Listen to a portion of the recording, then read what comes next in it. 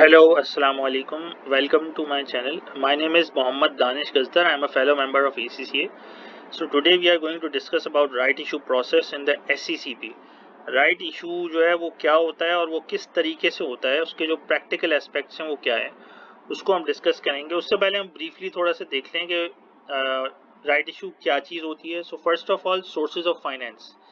Company को अगर पैसा चाहिए तो उसके क्या तरीक़ेकार है, किस तरीके से कंपनी पैसा रेज कर सकती है। First option is the retained earnings, कि आपका अपना पैसा ही है, आपकी जो जेब है आप उसी को इस्तेमाल करें। Second option is debt, you get a loan from the bank. And third is equity, right issue, यानी आप शेयर होल्डर से कहें कि मुझे पैसा चाहिए और उसके एवज आप उनको सर्टेन नंबर ऑफ शेयर्स दे दें। इसमें एक पैकिंग ऑर्डर थ्योरी है जो ये बताती है कि जो रिस्क है वो इंक्रीज करता है। इंटरनल फंडिंग, अगर आप अपना पैसा इस्तेमाल कर रहे हैं तो उसमें रिस्क है, लेकिन जाहिर है आप अपने आप को ही जवाब दें, उसमें किसी बाहर किसी बैरूनी इदारे को आप जवाब दें नहीं है, तो इसमें लो रिस्क है। But the risk increases as it goes to the right. Debt में अगर आप बैंक लोन पे डिफ़ॉल्ट करते हैं तो उसकी भी जो है वो सीवियर कॉन्सिक्वेंसेस हो सकते हैं। फॉर एग्जांपल, आपने कोई चीज़ कोलैटरल रखी हुई है तो वो चली जाएगी आपके पास से। And finally equity. Equity means कि आपकी जो एक्विटी है वही डाइल्यूट हो जाएगी। सो ये एक टॉपिक था इससे रिलेटेड। अगर आपको इसके बारे में मज़ीद मालूमात करनी है, should search about it. But anyways, we are going to discuss the right issue. So what is a right issue? Right issue is basically an invitation to existing shareholders to purchase additional or new shares in the company. This type of issue gives existing shareholders called rights, securities called rights. With the rights, the shareholder can purchase new shares at a discounted rate to the market price on a stated future date. तो आपके पास example ये है कि अगर आपकी जो है वो कंपनी में 100 शेयर्स हैं और उस वक्त जो मार्केट प्राइस है वो 20 रुपीज़ की है, ठीक है, तो कंपनी ये अनाउंस कर रही है कि हम 15 रुपये पे शेयर इस वक्त अपने एग्जिस्टिंग शेयर होल्डर्स को ऑफर कर रहे हैं, और इसमें जो टाइम पीरियड है वो 15 डेज या 30 डेज का है, तो उसमें आप काइंडली सब्सक्राइब कर लें। अब शेयर होल्डर्स को इसमें इंसेंटिव ये है कि उनको एक डिस्काउंटेड प्राइस पे शेयर मिल रहा है। जिस शेयर की प्राइस वक्त 20 रुपये है उनको 15 रुपये में मिल रहा है। There is a clearly a benefit of 5 rupees. तो उनको बिल्कुल इसमें उनकी तवज्जो होगी और उसको सब्सक्राइब करेंगे, और कंपनी को फ़ायदा ये होगा कि कंपनी को एक एक्स अमाउंट मिल जाएगी उससे। अच्छा, ये तो थियोरेटिकल एस्पेक्ट हो गया, बट प्रैक्टिकली किस तरह से होता है उसको हम समझ लेते हैं। अगर आप SCCP की बात करें, अगर आप जो है किसी भी कंपनी में, प्राइवेट पब्लिक लिमिटेड में, ये सिनारियो इसलिए बनाया हुआ है इस पर्सपेक्टिव से that there is a parent and a subsidiary, और पेरेंट कंपनी जो है वही सब्सक्राइब कर रही है राइट इशू को जो सब्सिडरी को पैसे देने हैं।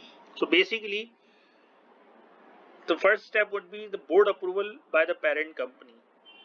तो पेरेंट कंपनी ने कोई बोर्ड रेजोल्यूशन पास की होगी कि फॉर एग्जांपल 100 मिलियन रुपीस जो है उन्होंने इस साल में जो है वो इन्वेस्टमेंट करनी है अपनी सब्सिडरी में।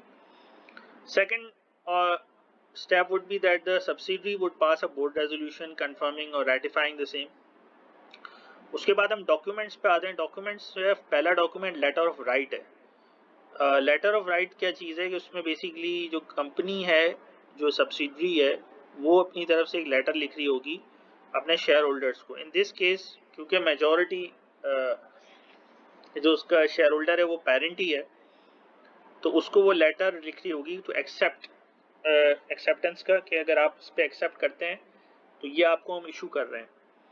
उसमें एक्सेप्टेंस और रिजेक्शन दोनों का ऑप्शन होगा, और उसमें सारी तफसीलात लिखी होंगी। उसके साथ एक सर्कुलर होगा जिसको 2 डायरेक्टर्स ने साइन किया हुआ होगा, और सेक्शन 83 के तहत, यानी कंपनीज एक्ट का सेक्शन 83, उसमें इसकी तफसील लिखी हुई है, और 2 डायरेक्टर्स इसको साइन करेंगे, और जो कंपनी सेक्रेटरी है सब्सिडरी का, he would send that letter of right to the parent company. Once the parent company approves and agrees with the letter of right, और फिर आप वो सारी दोनों चीज़ें आप फाइल कर लेंगे SCCP में। और जब आप पोर्टल पे जाते हैं तो SCCP में मिसलेनियस का एक ऑप्शन आ रहा होता है, उस पर आप ये चीज़ें फाइल करेंगे। Then the next step is, अब ये स्टेप जो है वो बिल्कुल सर्टन नहीं है, बट इसको आप ये समझें कि ये चीज़ें जो है वो बेहतर है कि होनी चाहिए। फॉर एग्जांपल, अप्रूवल नोट होगा जो सब्सिडरी है उसने उसको मजीद तफसील में लिखा होगा कि इसका मकसद क्या है, और पेरेंट कंपनी को वो अप्रूवल नोट जाएगा. Once the parent company approves that, then they can process the payment. तो नेक्स्ट स्टेप होगा कि वो चेक जो है पेरेंट कंपनी से वो आ जाएगा सब्सिडरी को, और वो चेक जो है वो अकाउंट में क्लियर हो जाएगा. Once that cheque is cleared in the account, then form 3 would be filed. Form 3 जो है वो आप पोर्टल पे जाके फाइल करेंगे. लेकिन फॉर्म 3 की रिक्वायरमेंट्स क्या है? You need a auditor certificate, board resolution and later of right. तो ऑडिटर सर्टिफिकेट जो है वो क्या चीज़ है? बेसिकली आप एक ऑडिटर को हायर करेंगे, वो आपका एक्सटर्नल ऑडिटर ही होगा, उसको एक एक्स्ट्रा असाइनमेंट आप दे रहे होंगे, और वो सिंपली ये कंफर्म कर रहा होगा कि ये अमाउंट आपके अकाउंट में क्रेडिट हो गया है. बोर्ड रेजोल्यूशन हम ऑलरेडी डिस्कस कर चुके हैं, और लेटर ऑफ राइट जो हमने यहाँ डिस्कस कर लिया है कि वो लेटर ऑफ राइट में वो तमाम चीज़ें लिखी हुई होती हैं, अमाउंट लिखा हुआ होता है, उसका मकसद लिखा हुआ होता है. तो इन डॉक्यूमेंट्स के साथ ये फॉर्म 3 फाइल हो जाएगा. फॉर्म 3 जब फाइल हो गया तो आप साइमल्टेनियसली आपको स्टैम्प ड्यूटी पे करनी होगी. स्टैम्प ड्यूटी इज बेसिकली 0.5%, आधा परसेंट होता है.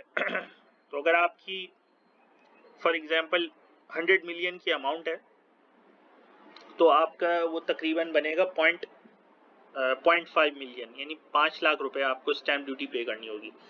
अच्छा, स्टैम्प ड्यूटी अब पे होती है जो इलेक्ट्रॉनिकली पे होती है. e-stamps.gos जो गवर्नमेंट ऑफ सिंध की वेबसाइट है, उससे आप चालान जनरेट करते हैं और स्टैम्प ड्यूटी पे कर लेते हैं.